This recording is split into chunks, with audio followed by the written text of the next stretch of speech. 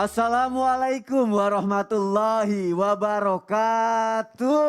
Waalaikumsalam warahmatullahi wabarakatuh. Jamaah oh jamaah. Alhamdulillah. Alhamdulillahirabbil alamin. Allahumma sholli ala sayyidina Muhammad wa ala ali sayyidina Muhammad. Alhamdulillah kita ketemu lagi di Islam itu indah. Alhamdulillah seperti biasa pagi hari ini jamaah saya sudah bersama guru-guru kita yang tercinta. Dan alhamdulillah kita siap untuk belajar pagi hari ini. Kita akan bahas lagi mengenai sholat. Karena sholat penting sekali ya. Kadang dalam sholat juga tuh masih ada juga nih hal yang bahkan jadi perdebatan. Wah kenapa harus didebat? Contohnya apa? Misalnya nih sholat itu harus dibaca niatnya itu dibaca atau enggak usah. Keluar kedengaran suaranya apa enggak usah. Terus kalau misalnya dibaca, kapan bacanya?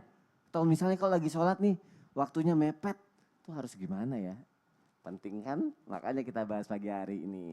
Temanya adalah niat dan waktu sholat yang sering bikin debat. Waduh, apa aja tuh? Solusinya seperti apa? Langsung aja nih, ada pertanyaan yang untuk mengawali semuanya, kita mulai dari niat dulu. Karena sholat kan awalnya niat dulu ya Ustadz Syam ya. Aku harus nanya sama Ustadz Syam. Siap. Kalau misalnya niat sholat nih masih ada yang bingung nih. Dikeluarkan suaranya apa enggak, dalam hati aja apa enggak, diucapin apa enggak. Terus kalau misalnya mau sholat tuh niatnya tuh sebelum takbiratul ihram atau setelah takbiratul ihram. Atau bahkan jangan-jangan ada yang enggak niat sama sekali nih Ustadz Syam. Harus bagaimana? Mohon penjelasan Ustadz Syam, silakan. Bismillahirrahmanirrahim. Tabi guruku Ustadz Maulana, Ustazah Nada, Mas Soni, serta seluruh alim ulama yang dimuliakan Allah Subhanahu wa taala. Assalamualaikum warahmatullahi wabarakatuh. Waalaikumsalam warahmatullahi wabarakatuh. Alhamdulillahirabbil alamin wassalatu wassalamu ala asyrafil anbiya'i wal mursalin sayyidina Muhammadin wa ala alihi wa sahbihi ajma'in.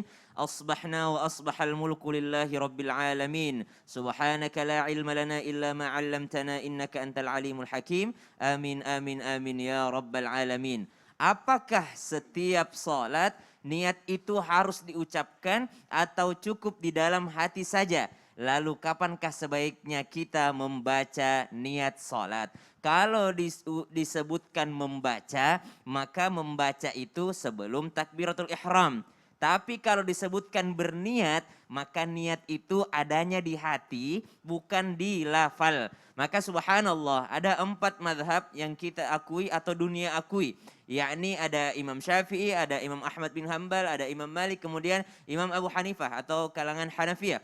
Nah yang pertama dari Syafi'iyah, kalangan Syafi'iyah, ulama Syafi'iyah walaupun tidak semuanya, namun jumhur ulama Syafi'iyah mengatakan bahwasanya sunnah untuk melafalkan niat sebelum takbiratul ihram. Sunnah untuk melafalkan niat sebelum takbiratul ihram. Jadi kalau misalnya kita di Indonesia banyak dari kalangan NU misalnya atau dari jamaah yang udah tua misalnya gitu ya. Karena memang kenceng Syafi'inya, maka mereka melafalkan niat. Sholli fardhu dhuhri arba'a raka'atin misalnya gitu kan, lillahi ta'ala, Allahu Akbar. Saya begitu Sasa. Oh berarti Ustadz Syafi'i banget gitu. Tua banget. Tunggu, kan? itu maksudnya. Itu.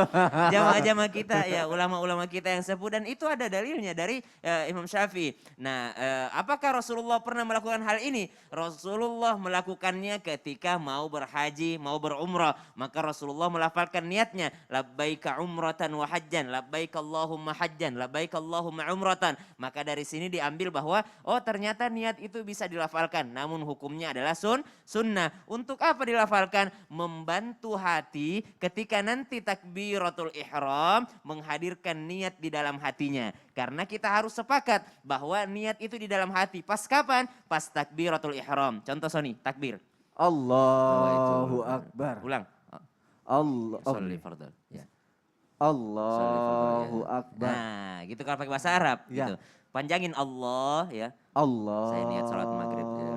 Allahu Akbar. Nah, Oh sambil gitu ya? Sambil gitu dalam hati, saya niat sholat maghrib 3 rakaat makmum lillahi ta'ala. Gitu aja. Masya Allah. Kenapa orang pakai bahasa Arab usolli fardal maghribi, usolli fardal isya'i, usolli fardal subhi? Karena menurut penelitian, kalau menggunakan bahasa Arab dalam hati itu lebih cepat durasinya dibandingkan bahasa Indonesia. Jadi kalau kita mengingat niat dalam bahasa Arab itu lebih cepat dibandingkan niat bahasa Indonesia. Walaupun kalau niatnya pakai bahasa Indonesia, it's okay, tidak apa-apa. Nah kita Syafi'iyah disunnahkan yang namanya melafalkan sebelum takbiratul ihram. Adapun Syafi'iyah dan Hanabilah, ya dua. Syafi'iyah dan Hanabilah melafalkan sebelum yang namanya takbiratul ihram. Adapun daripada Imam Malik mengatakan bahwa tidak disyariatkan melafalkan sebelum sholat. Jadi tidak ada usolli sebelum takbiratul ihram. Namun disunnahkan bagi orang yang merasa was-was dalam dirinya.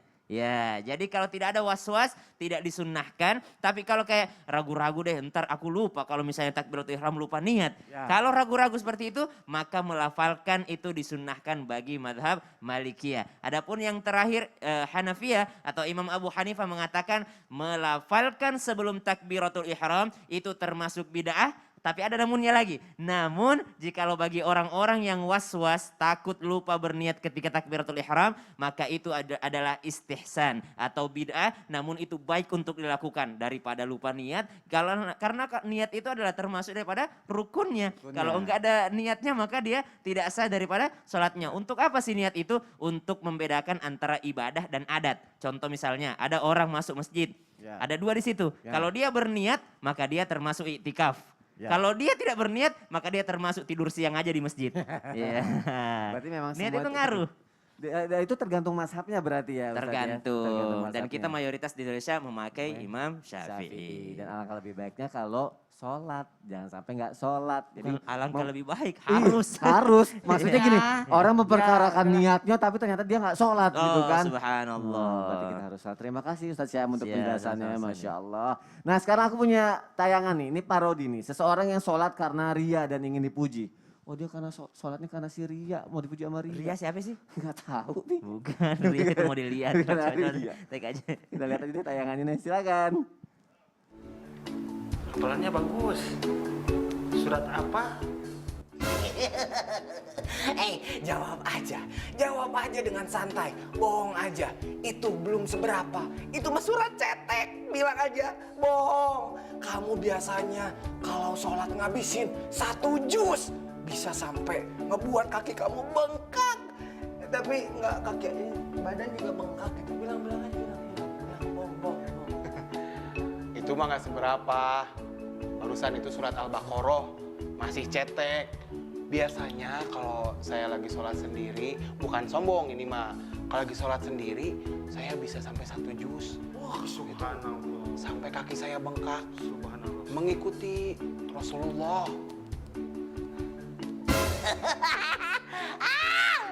Salatnya tidak akan berarti apa-apa karena ria dan sombong. Waduh. Tapi setan zaman sekarang giginya putih-putih ya. Nggak tahu lah itu ya. Jadi sikat gigi. ternyata. Rajin kayaknya. Rajin. Itu kalau sholat tuh kan nggak boleh ria ya. Kita sholat karena Allah ya jamaah ya. Mau nanti akhirnya Allah ngasih kita kekayaan, rezeki yang berlimpah atau kesehatan. Kan ya itu mungkin urusan nanti gitu ya. Tapi pasti jamaah juga bertanya-tanya. Kalau nih kalaunya aku nanya sama Ustadz Maulana. Kalau kita sholat karena ada embel-embelnya Ustadz. Misalnya pengen kaya, pengen masalahnya selesai. Pokoknya ada tujuannya aja. Itu boleh apa enggak? Hukumnya seperti apa Ustadz Maulana? Baik, Silakan Ustadz. izin Ustaz Nada, Ustaz Syam. Bismillahirrahmanirrahim.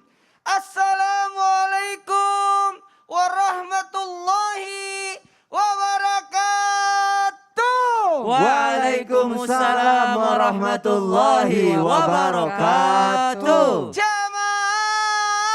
Yeay! Oh jamaah. Yeay! Alhamdulillah. Alhamdulillahirrabbilalamin. Allahumma salli ala Sayyidina Muhammad wa ala Sayyidina Muhammad. Hari ini 16 Sya'ban 1442 Hijriah. 13 hari menuju Ramadan. Alhamdulillah, mudah-mudahan kita diberikan keberkahan dan makasih banyak Islam Tindak mengangkat tema-tema tentang fikih, tentang sholat. Karena ini berkaitan dengan ibadah kita. Dan amalan ibadah yang pertama diperiksa adalah sholat. Nah, sholat itu tergantung niatnya. Bagus tadi kata Mas Soni tadi, jadi niatnya, apalagi tadi sudah dibahas oleh Sesam, maka niat itu menjadi rukun ibadah dan penentu ibadah serta pembeda ibadah. Menjadi rukun, menjadi penentu, bahkan menjadi pembeda. Apakah ini salat sunat atau salat fardu tergantung niatnya. Bagaimana inna malak malu bin niat, tergantung dari niatnya. Maka niatnya karena Allah hingga mendapatkan faedah, tapi bukan jadi tujuan.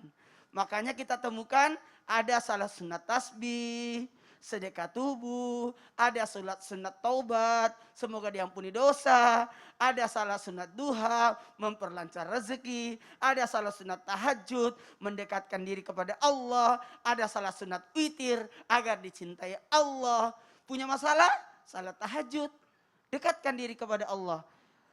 Ista'inu bis sabri wassalat. Jadi kalaupun kita dapat bonus dari faedah salat itu, alhamdulillah. Sekali lagi, alhamdulillah. Bukankah orang yang salat itu, utamanya salat fardu, apalagi salat sunat fajar, itu lebih baik daripada dunia seluruh isinya.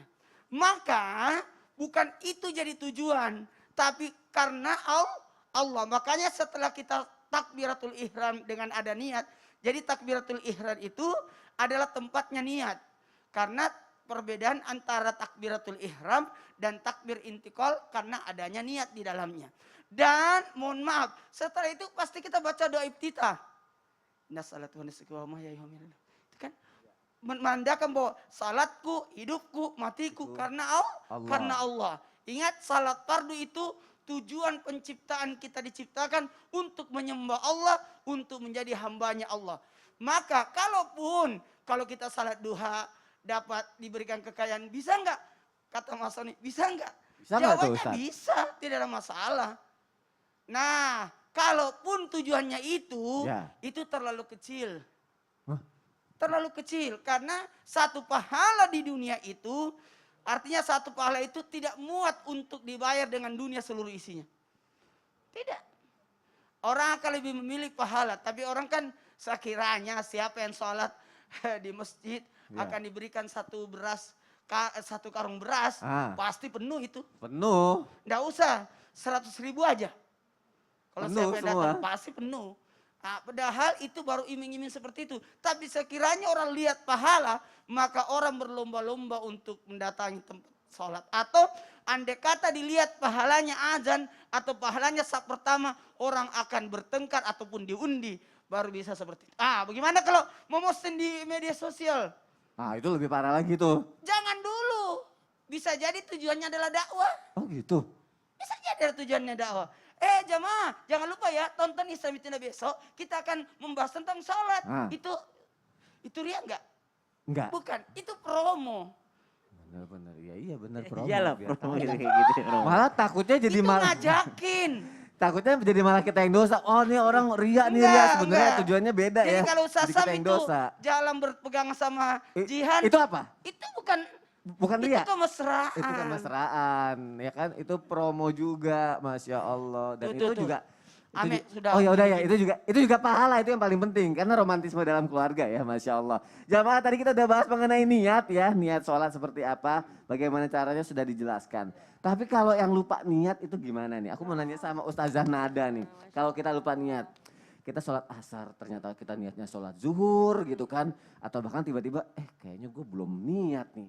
Itu gimana? Sholatnya dibatalin dulu atau enggak? Atau sah apa enggak sholatnya? Aku mohon penjelasannya Ustazah Nada, silakan. Baik, izin ya Ustadz Syam, Ustadz Maulana, Mas Soni sehat semua insya Allah. Baik, bismillahirrahmanirrahim. Assalamualaikum warahmatullahi wabarakatuh. Alhamdulillah. Alhamdulillahirabbil alamin wassalatu wassalamu ala sayyidina Muhammadin wa ala alihi wa ashabihi ajmain amma ba'du. Subhanaka la ilma lana illa ma 'allamtana innaka antal alimul hakim.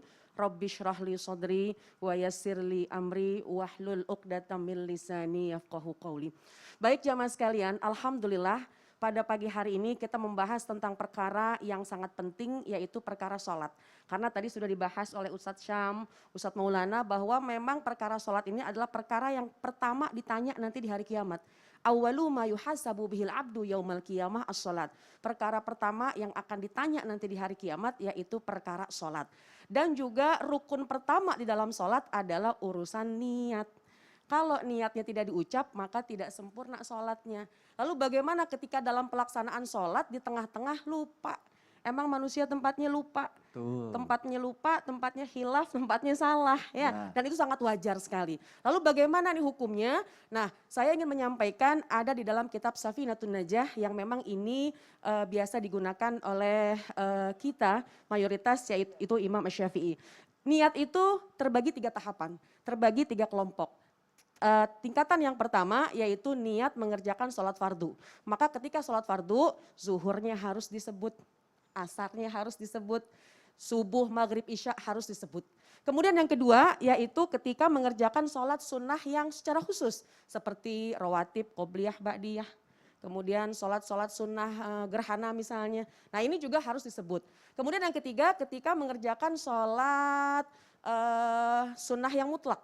Ya, sholat mutlak misalnya, nah itu tentunya tidak perlu niat khusus. Nah ketika di tengah-tengah sholatnya sholat fardu, niatnya sholat zuhur, ternyata buat asar. Iya, Nah, salah niat. Tentunya ini sebaiknya kita putuskan, kemudian kita ulang lagi. Kenapa? Karena niat adalah merupakan kesempurnaan dari ibadah kita kepada Allah Subhanahu wa taala. Wallahu a'lam bishawab. Nah kalau misalnya diteruskan, itu misalnya kita nggak ngeh gitu ya, Ya. baru sadar setelah sholat, berarti ulang lagi aja sholatnya. Iya, kalau seandainya memang kita lagi dalam keadaan sholat, kemudian kita ingat bahwa, oh iya ini ternyata memang posisinya kita salah niat nih. Iya, Maka tentu sebaiknya kita batalkan, Iya. kemudian kita ulang lagi dengan niat yang sempurna dan tidak perlu ditalafuskan. Kalau udah selesai Sekali sholat lagi. pun juga wajib diulang Iya, lagi ya. karena niat itu adalah tidak perlu ditalafuskan, tidak perlu diucap di lisan, tapi yaitu ada di dalam hati. Apa Nih, sih Ustadz Maulana kayak gemes Saya banget. wakili Sony nih, Apa? Ustazah. Gimana kalau dia salat berjamaah, makmumnya lupa niat?